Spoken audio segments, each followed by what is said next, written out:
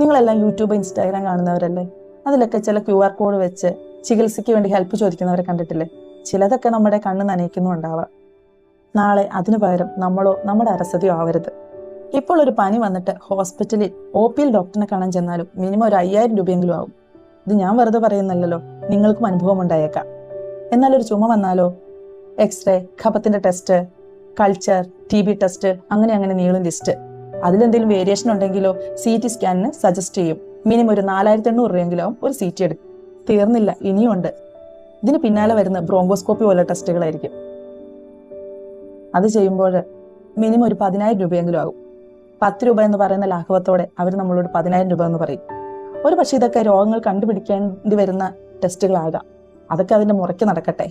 എന്നാൽ ഒരു ഇൻഷുറൻസ് ഉണ്ടെങ്കിൽ നമുക്ക് ഈ ടെസ്റ്റിന് വേണ്ടി എല്ലാം നിന്നു കൊടുക്കാം. അഡ്മിറ്റ് ആകാം. തുടർന്ന് വരുന്ന ടെസ്റ്റുകളെല്ലാം ഇൻഷുറൻസിൽ പൊക്കോളും. ഇതൊക്കെ ഞാൻ നിങ്ങളോട് പറയുമ്പോൾ നിങ്ങൾക്ക് ഇതൊരു ബിസിനസ് ലാഘവത്തോടെ എടുക്കാനായിരിക്കും തോന്നുന്നത്. പക്ഷേ അനുഭവങ്ങളാണല്ലോ പല അറിവുകളിലേക്കും നമ്മളെ നയിക്കുന്നത്. അതെ, ഞാൻ പറഞ്ഞതിന്റെ സാരാംശം ഇത്രയേ ഉള്ളൂ. നമ്മൾ ഇത്രയും നാളും പൊന്നുപോലെ നോക്കിയ നമ്മുടെ പേരൻസ്, അവർ നമുക്ക് നൽകിയ കരുതൽ, ആ കരുതൽ നമുക്ക് തിരിച്ചു കൊടുക്കാൻ പറ്റിയ ഒരു അവസരം. ഒപ്പം തന്നെ നമ്മൾ ഇത്രയും നാളുണ്ടാക്കിയ സമ്പാദ്യവും നമ്മുടെ സമാധാനവും എവിടെയെങ്കിലും വെച്ച് നമുക്ക് നഷ്ടമാകാതിരിക്കാൻ താഴെ കാണുന്ന വാട്സപ്പ് നമ്പറിലേക്ക് വിളിക്കുക. ഹെൽത്ത് ഇൻഷുറൻസ് എടുക്കുക. ബൈ.